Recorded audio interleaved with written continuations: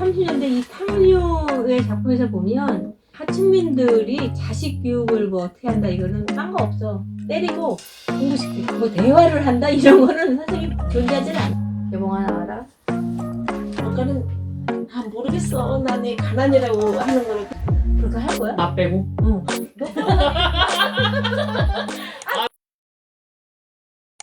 지난주에는 우리가 차만식 탐구를 이어가는 중에서 오늘은 제가 장편을 소개할 거예요. 그래서 저는 장편 탕류. 차만식 문학관에 가면, 군산에 가면 이 탕류가 대표적인 소설로 엄청나게 많이 부각되거든요. 이제 그럴만해요. 왜냐면 탕류의 그 배경이 다 군산이거든요. 과거 군산의 모습을 그대로 생각해 볼 수 있는 그 탕류의 거리 이런 것도 만들어 놨다고 하더라고요. 일단 그럼 작품을 좀 소개하면서 내 느낌을 조금 네. 풀어볼게요. 일단 채만식은 굉장히 탁월한 단편소설을 많이 썼잖아요. 우리가 쭉 읽어보지만 좋은 작품이 너무 많죠. 그런 작가가 자신이 이제 군산으로 내려오면서 군산에 내려온 이유가 그 민족의 재인에 있어요. 왜냐면 더 이상 이제 서울에서 이용당하기 싫어서 내려가면 좀 덜 불러들이지 않을까 뭐 이런 어떤 마음으로 이제 가족이 전부 이제 고향으로 내려온 거죠. 군산이 고향이니까 고향으로 내려와서 탕류라는 작품을 이제 쓰게 된 건데 금강울 주변으로 살아가는 가난, 궁핍함 이런 것들이 지금의 군산을 생각하면 도저히 상상할 수 없는 그죠? 그런 모습으로 펼쳐져요. 이 작품에는. 특히나 이 미두장이라는 말이 나와요. 그 미두장이 뭐냐면 그 쌀, 곡식 이런 것들을 이제 파는 거예요. 가격을 매기는 일종의 곡물시장 같은 계속 하는 일종의 투기 형태더라고요. 이 미두장이. 그래서 돈이 많은 사람들은 뭐 만석 얼마 이렇게 해가지고는 하고 그런 이제 정말 그때도 돈이 많은 사람들은 미두장에 나오지도 않아. 돈 없는 사람들이 나와가지고 조금 그 몇 푼 되지도 않는 거 가지고 막 그렇게 투기를 해서 한꺼번에 많이 올리줘서 많이 벌게 되면 곱쟁이를 넘기는 거지. 미두장을 근처로 해서 그 가난한 그 당시에 이제 농촌에서 농사를 짓는 사람들보다는 도시 하층민으로 전락한 그런 가난한 사람들이 그 미두장 근처에서 투기를 하면서 결국에는 맨 마지막 때 돈도 없이 투기만 하는 그런 하박군이라고 책에 나와요. 그래서 하박군 역할을 하면서 그 일대의 모습을 통해서 나오는 건데 그 하박군으로 전락한 정주사가 바로 이 작품의 주인공 아버지예요. 그래서 정주사라는 아버지가 있고 그 다음에 그 정주사는 사실은 근데 처음부터 그렇게 하박군을 할 사람은 아니었어요. 식자층이야. 좀 그 당시에 보통학교도 나오고 공무원이었던 거야. 공무원으로 살다가 졸지에 쫓겨난 거지. 쫓겨나서 먹고 살 일이 막막한 거죠. 그러면서 또 뭐가 겹쳐지냐면 제가 그 당시 30년대 넘어가면서부터 탄압 정책이 훨씬 더 강도가 높아져가지고 엄청나게 이제 그 쌀이나 아니면 뭐 다른 것들을 다 이렇게 착취해가고 자기네가 전쟁 준비하느라고 그렇게 하던 때라는 거예요. 그때가. 그러다 보니까 조선인들이지. 조선인들은 도대체 뭐가 어떻게 돌아가는지도 몰라. 근데 어쨌든 먹고 살기가 너무 힘들고 생존이 그냥 꼴깍꼴깍 한 거지. 한마디로 말하면. 그런 시절의 모습을 이 작품에 그대로 한 가족을 중심으로 보여줘요. 거기서 중요한 인물이 바로 초봉이라는 딸이에요. 큰 딸. 그 다음에 이제 둘째가 개봉이라는 딸이 있고 초봉이가 겪게 되는 그 결혼, 그 다음에 강갈, 그 다음에 폭력, 그 다음에 살인으로 이렇게 이어지는 그런 이야기들이 이제 쓰여져 있어요. 그래서 여러 가지 우리나라의 그 아픈 역사 속에서 지금까지도 흘러나오는 일종의 하나의 그 원한 맺힌 여성의 모습이 이 작품에서 고스란히 드러나요. 초봉이를 통해서. 제가 좀 더 이제 자세하게 이 작품을 설명하려면 등장인물을 통해서 좀 얘기를 해드려야 돼. 정주사는 아까 말한 것처럼 미두장 근처에서 하박군으로 전락해가지고 나름대로 이제 이렇게 살아가는 인물이고, 그다음에 이제 부인 이름은 나오지도 않아. 원래 우리나라 맞아요. 그렇잖아. 유씨로 나와요. 유씨. 유씨는 그런 남편에 대한 기대나 이런 거보다는 그냥 어떻게든 자식들하고 먹고 살려고 바느질을 하고 뭐 그렇게 하는 그런 억척스러운 여성의 모습으로 나오고, 거기에 딸 초봉이는 또 그 당시만 해도 그때 좀 배운 여성에 속하는 거예요. 어떤 의미에서 신여성인 거예요. 배웠기 때문에. 그 전에 여성은 배울 수도 없는 네. 그런 상황이었으니까. 근데 그 초봉이가 어머니 유씨의 그 모습을 그대로 이어가는 거죠. 아무런 갈등이나 이런 거보다는 그냥 순응하고 가부장제에 맞춰가고, 그리고 이제 운명으로 돌리지. 거의 우리 항상 얘기할 때 팔자소관이라 그러고, 또 옛날에 어떤 말이 있었냐면 여자는 두레박 팔자야 그랬어. 두레박 팔자. 그러니까 누가 그 두레박을 잡고 있느냐에 따라서 달라지는 그런 팔자라는 거지. 팔자소관이라는 그런 말을 되게 많이 저도 어렸을 때 우리 어머니를 통해서 들었던 것 같아요. 그 당시에 정서도 그랬어. 그냥 남편만 잘 만나면 최고야. 남편을 잘 만나야 네가 행복해, 이런 거였어. 그러니까 중매 결혼부터 시작해서 막 연애 반 중매 반 했을 때도 항상 그 결혼의 조건은 그 사람이 갖고 있는 재력, 외모 이런 거 중요하지 않고. 지금도 그렇잖아요. 지금도 여전히 중요한 요소로 작동을 하잖아, 결혼의 조건에서. 그런 어떤 시대의 모습들이 계속 이 탕밀 속에는 그대로 면면이 흘러가요. 그러니까 거기에 이제 나쁜 남자 3명이 나와요. 3명이나 나와요? 3명이나 나와. 이 3명한테 다 유인당한 거야. 그 초봉이가. 그 집을 위해서, 집을 살리기 위해서 고태수한테 가거든. 근데 고태수가 완전 사기꾼이었던 거지. 응? 그래서 어쨌든 갑작스럽게 급사는 사람이고, 그 다음에 이제 박재호와 장명보가 나는데, 박재호는 진짜 마음씨 좋은 중년. 그런데 굉장히 아주 부자는 아니지만 돈은 적당히 있어서 여자를 그냥 하나의 그 놀이기로 생각하는, 자기의 필요에 따라서 취하고 버리는 걸 아주 쉽게 하는, 결혼한 사람인데도 불구하고 막 이런 거야. 근데 그러다 보니까 자식이 없어. 자식은 없고 막 이런 상황에 놓인 사람이 박재호고, 장형보는 그야말로 난 좀 아팠어. 왜냐면 여전히 이 시대도 그렇지만 지금도 우리 문화에서 약간씩 보이는데 곱추야. 곱추를 등장시켜서 곱추를 아주 최고의 악인으로 만들어놔. 악인으로? 악인으로. 나쁜 사람으로. 그리고 이제 그 장영보라는 사람이 자기가 어떻게 이렇게 살아왔나에 대해서 막 이렇게 얘기를 하는 그 장면이 나오는데, 그냥 그야말로 이렇게 살았으면 이렇게 될 수밖에 없다는 원인의 결과가 나와. 이 사람이 만약에 부모한테 이런 대접을 안 받고 자기의 몸의 그 어떤 장애로 인해서 사회에서 이렇게 외면당하지 않고 배제당하지 않았다면 이 사람이 과연 이런 마음을 가질 수 있을까? 나는 그게 의문이더라고. 결국에는 그 사람을 그렇게 만들어 놓은 거야. 이 사회가. 그걸 생각한다면 당연히 나쁜 놈이지. 나쁜 놈이고, 그런 놈인데도 불구하고, 그러니까 인간적으로 되게 아픈 거지. 이렇게 살 수밖에 없는 이 원한과 분노와 이 복수야, 그러니까. 자기를 그렇게 대접했던 사람들에 대한 복수. 그런 것들을, 사실 무고한 사람한테 다 풀어버린 거지, 초봉이한테. 이렇게, 어떤 그 인물마다의 모습들이 되게 고민해 볼 게 많은 작품이었어, 이 작품이.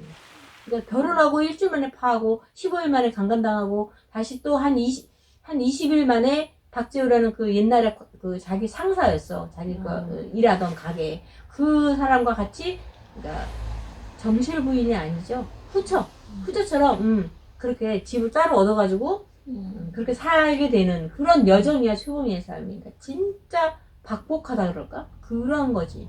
그런 가정에 임신을 한 걸 알았는데 그 임신이 누구 자식인지를 몰라. 너무 날짜가 촉박해서 본인도 모르는 거야. 그래서 송이라는 이제 딸을 낳게 되는. 그랬을 때 작가가 뭘 인용하냐면, 송이를 두고 김도민의 발가락이 닮았다라는 단편소설 이야기를 해, 이 시에서. 김동윤이 그때 단편으로 발가락이 닮았다라는 것을 발표했거든. 근데 그게 뭐냐면 자기 아내가 육아계 여자야. 그리고 그래서 자식을 낳는데 자기 자식인지 확인을 못 하겠는 거야. 내 자식인지 남의 자식인지를 몰라. 그런데도 불구하고 자기가 끊임없이 그러니까 자기 체면을 하는 거지. 내 자식일 거야. 어딜 뜯어봐도 나오겠지. 하고 봤는데 발가락이 닮았네. 이렇게 되는 거지. 그런 어떤 비유를 이제 송이의 존재를 놓고 이야기하는데 송이가 다행히 그 셋 중에 아무것도 안 닮고 엄마만 닮아갖고 나와. 엄마만 닮아가지고. 그래서 또 나는 그 생각도 했다. 과거에 이런 얘기가 있었어. 내가 너무너무 사랑하는데 그 남자를. 그 남자가 뭐 성관계도 맺고 막 그렇게 해서 임신을 시켰어. 임신이 됐어. 근데 내 자식이 아니라고 발뺌하는 거야.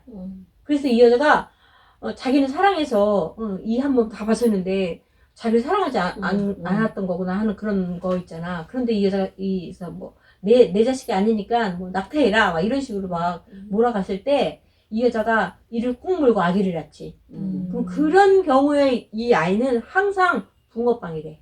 그걸 거부했던 남편을 그대로 닮는다는 거야. 미워했던. 미워했던이 아니라 내 자식 아니야! 라고 이렇게 절레절레 이렇게 외면했던. 증명하듯이. 그런 얘기도 나 옛날엔 들었었고. 몰라. 드라마에서 들었나, 연속극에서 들었나. 어쨌든, 붕어빵. 아버지를 그대로 빼닮는다는 거야. 그것도 인감도장 뭐 이런 말도 했었어. 인감도장. 야, 이거 인감도장이네. 확실하다는 소리야. 빼도 학도 못하는 뭐 이런 거? 근데 내가 이 송이가, 그렇게 송이를 엄마를 닮게 만들어 놓은 이 작가의 의도가 되게 궁금하더라고.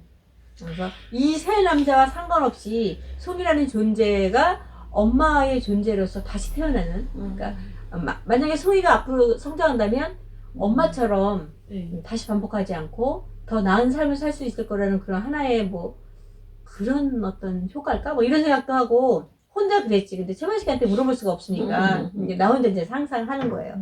그래서 한국의 정서가 그대로 담겨 있는데 그 담겨 있는 그 정서 속에서도 여성의 삶을 작가는 말하고 싶었던 것 같더라고. 배우긴 배웠는데 그 의식을 제대로 현실에 적응하기에는 현실 자체가 녹록치 않은 거야. 그러니까 초봉이가 이렇게 나중에는 굉장히 강단 있고 주체적이고 결국 자기 생각을 표현하는 그런 인물로 바뀌긴 하는데 그 바뀌는 과정을 보면 목숨 걸고 하는 일이야. 목숨 걸고 결국에는 그렇게 이제 일을 진행하는 거죠. 그런 것들이 결국 우리 사회에서 알게 모르게 계속 이어져 오는 그 여성의 한이죠. 여성이 자신의 무죄를 증명하려면 과거에 조선시대에 뭐 은장도 갖고 다니듯이 죽음으로밖에는 자신의 그 잘못을 자신이 부당하게 누명을 쓴 것을 벗길 수 없는 죽음만이 마치 자신을 결백하게 만드는 뭐 이런 정서가 여전히 초봉에게는 전달이 되는 거죠. 승재라는 그 의학도예요. 나중에는 의사가 되는. 승재는 되게 이상적인 인물로 나오긴 해. 그 당시에는 정말 뭐라 그럴까 누구나 다 우러러보는 그런 의사이기도 하지만 그 선량함, 그 다음에 뭐 이런 사람들한테 주는 측은지심이라든가 이런 게 정말 남다른 사람으로 등장을 하거든. 가난한 사람들을 그냥 못 지나치고 돈이 없어서 치료받지 못하는 사람들을 위해서 자기가 직접 왕진도 가면서 자기 돈으로 다 고쳐주고 그런 어려운 사람들의 이렇게 측은지심은 있어. 그런데 이 사람은 딱 그만큼까지인 거야. 더 이상 그 사람들에 대한 연민이라던가 이런 것들이 깊이까지 내려가지 못해. 그냥 이 남승재가 그 초봉이의 부모, 그 다음에 또 주변에 가난한 사람들이 큰 딸이지, 특히. 자기 딸내미를 뭐 기생집에 팔아먹는다거나 뭐 돈을 받고. 그 다음에 이제, 가족이 뭐 살기 위해서 어쨌든 돈을 받고 딸을 파는 행위에 대해서 엄청나게 비판을 해. 엄청 혐오해, 이 사람이. 저것도 부모라고, 막 이런 식으로. 이런 식으로 해. 근데 들여다보면, 물론 부모가 딸 자식을 그렇게 팔 때까지는 도대체 어느 정도의 곤궁함과 어느 정도로 인간성이 말살된 걸까? 왜 그들이 이렇게까지 놓여졌나에 대해서는 고민하지를 못해. 네, 그 정도까지 문제의식이 생기지는 않는 인물이고, 그거는 그 사람이 갖고 있는 한계 같아요. 사고의 한계. 경험이 없기 때문에 경험이 하나의 없기도. 경험이 없었기 때문에 갖고 있는 최선을 다하는 게 거기까지야. 난 그렇게 생각해. 맞아요. 그것도 그럴 것 같아요. 음. 우리가 보통 우리 사회에서 능력주의를 계속 표방하는데, 그 능력주의가 되게 공정하다고 생각하잖아. 전혀 공정하지 않은 것인데도 불구하고 그런 분위기나 비슷한 거죠. 이런 것들이 이제 남승재를 통해서 본 기득권층 이런 사람들의 못마땅함, 이게 딱 개봉이는 그런 어떤 시대의 흐름에 따라서 공부하고 그러면서 굉장히 많이 변화를 일으킨 여성 중에 속해요. 그럼에도 불구하고 뭐 정조의식이라던가 순결이라던가 여자가 몸을 망쳤으니까 뭐 이제 그 팔자는 끝났어 라는 그런 식의 그런 정서에서는 완전히 벗어나지는 못해. 그래도 좀 지키지 못한 순결로 인해서 부당한 차별을 받는 건 잘못됐다 정도는 인지하는 그런 여성으로 나와요. 개봉이는. 그러니까 물론 그래서 개봉이는 나름대로 주도적으로 자기 결정권을 발휘하면서 저는 개봉이가 얘기한 것 중에서 되게 인상 깊었던 부분이 있어. 그건 좀 길어가지고 내가 책에서 찾아서 보여줄게요. 개봉아 나와라.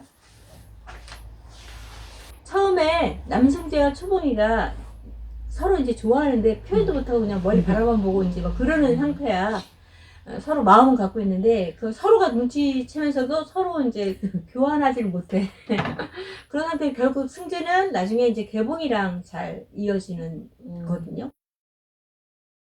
승재랑 개봉이가 서울에서 다시 의사가 돼가지고 만나서 이야기를 나누는데 연애와 결혼에 대해서 얘기를 해요. 연애와 결혼. 지금도 연애와 결혼은 별개라고 생각하잖아. 그죠? 별개라고 생각하죠. 근데 나만 해도 연애와 결혼은 별개라는 생각을 못했어. 연애에서 계속 사랑을 키워서 결혼까지 가야 돼. 이게 가장 이상적인 결혼이었지. 근데 그게 불가능하지. 대부분 사랑하는 사람과 굉장히 오랫동안 연애를 하고 결혼까지 가는 게 되게 어렵더라고. 맞아요. 그래서 어쩌면 요즘은 그냥 연애는 따로 결혼 따로 이렇게 하는지도 모르겠어. 지금 내가 생각해보니까 그래. 근데 이때 개봉이가 연애에 관한 결혼관에 대해서 이런 얘기를 해요. 책 속에서.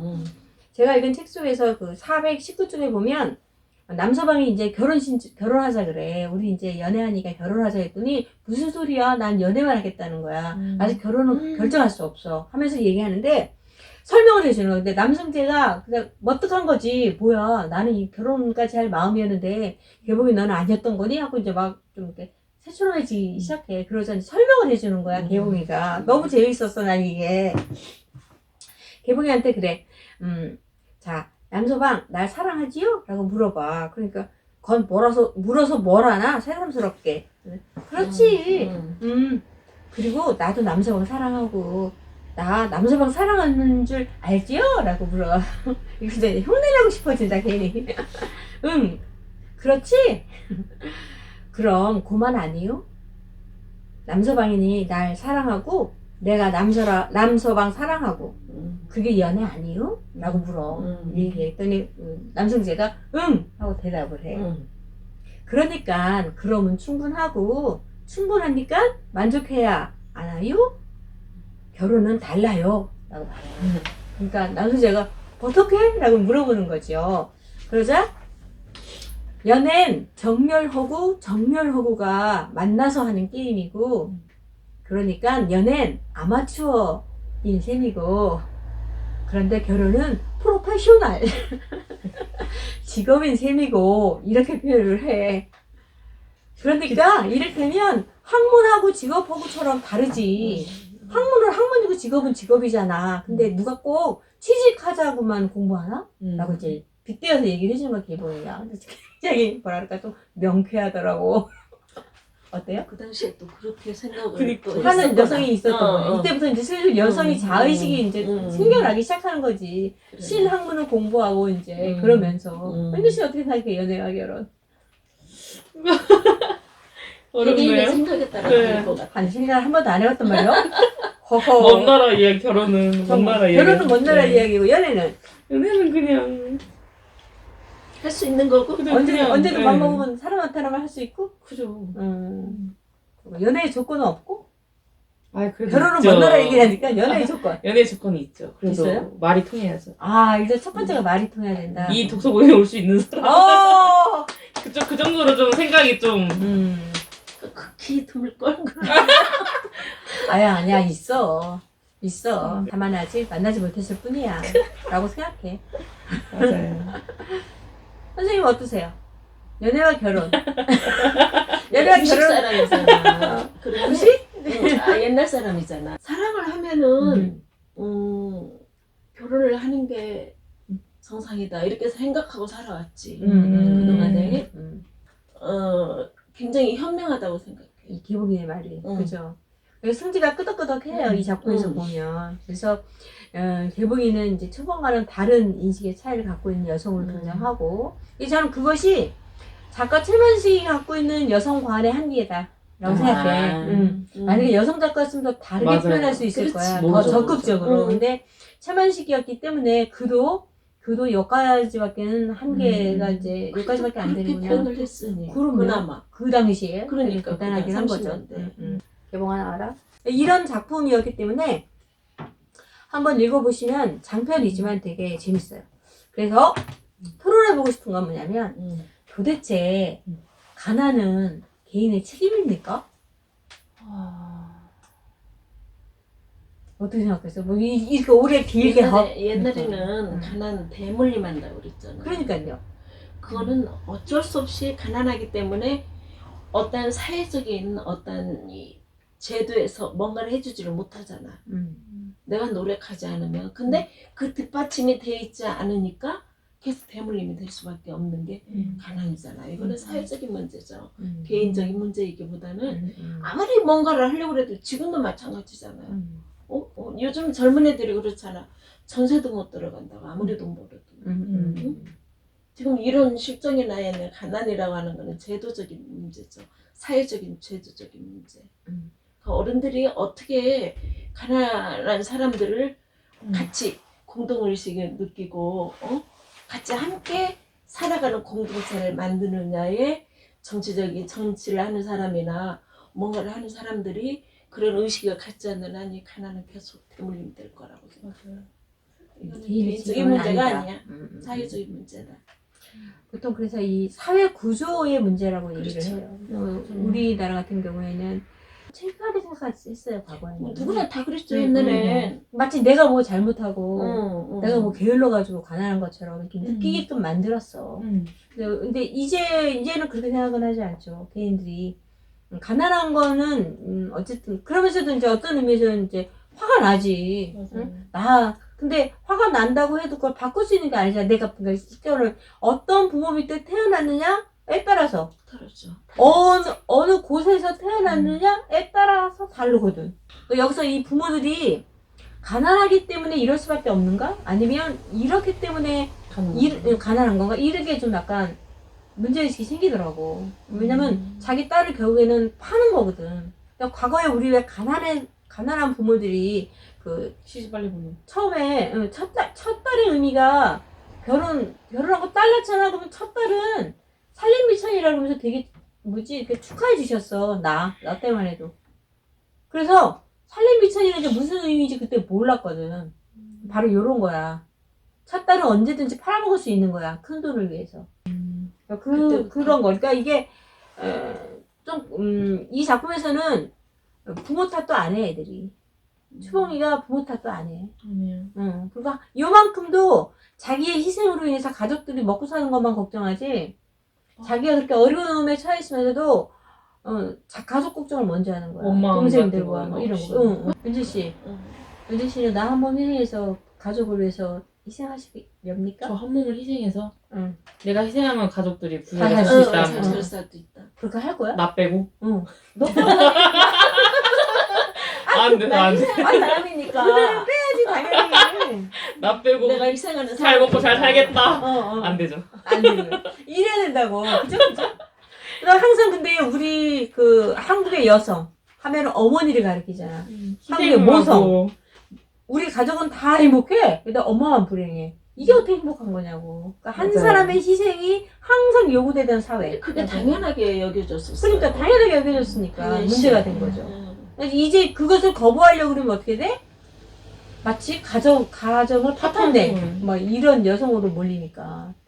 그런 것이죠. 자, 그래서, 이 가난을 조금 이제, 책임론으로 들어가면 약간 좀, 너무 뭐랄까, 방대해지는 느낌이야. 책임론으로 들어가면. 되게 다양한 형태의 가난이 막 산재하니까. 네. 그러니까 나는 어쨌든, 공공복지?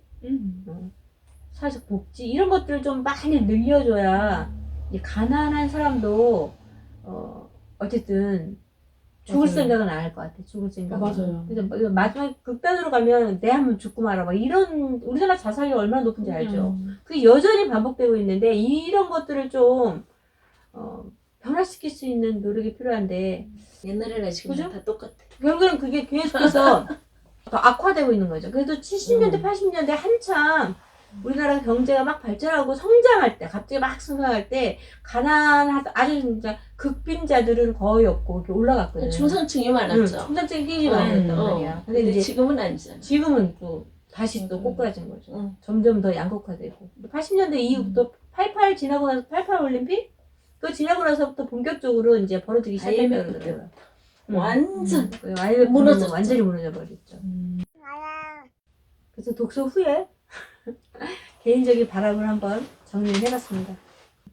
1930년대 식민지 시대를 거쳐서 네. 군사 독재, 민주주의를 내걸고 지나온 한국의 역사성을 좀 면밀하게 주목할 필요가 또 있구나. 뭐 이런 생각도 하고, 나는 이 책 꼭 권해. 꼭 한번 시간 공들여서 한꺼번에 다 읽으려고 하지 마시고, 난 이거 굉장히 오래전에 읽은 건데, 이거 오늘 이 모임, 우리 모임 때문에 다시 한번 읽었는데, 진짜 못되겠어, 손을. 그러니까 궁금해 죽겠는 거, 그 다음이, 전체적인 얘기는 아는데, 그, 하나하나 네. 주인공들이, 등장인물들이 그 표현하는 그 말들이, 되게 재밌더라고. 그러니까 한번 꼭 읽어보세요. 이 작품은, 지금 20대 친구들이 읽으면 아주 도움이 될 책이야.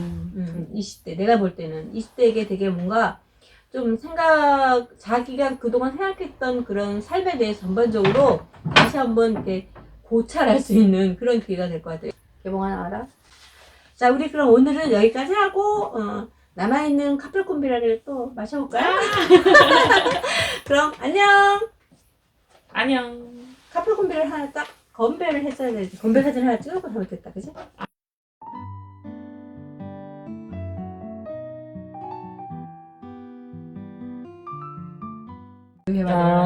나는 그런 걸 많이 느끼는데 그렇게 만들어. 사회가. 그쵸. 여기서 저 정주사람 이런 사람들 보면 아무것도 없는데 돈 있는 사람한테 그냥 벌벌벌 기는 거예요. 우리나라의 그 모습이 강자한테는 강약, 병신같은 약간. 하고 진짜. 약자한테는 완전히. 강약, 약간. 제가 제일 뭐라고 싫어요. 해야 되냐. 이 사람들의 그 비열한 자기가 그렇게 당해왔기 때문에 그거를 대물림하는 거야. 그만큼은 그 화풀이에서 뭐 이렇게 하는 것처럼 자기가 받은 거를 그냥. 근데 정말 인격적인 사람은 자기가 그렇게 받아왔기 때문에 나는 그렇게 하지 않고 이 사람은 맞아요, 인격적으로 맞아요. 대해줘야 되겠다 이렇게 해야 되는데 이 정도로 성숙해야 되는데 그 유화적인 게 대해서 벗어나지 못해서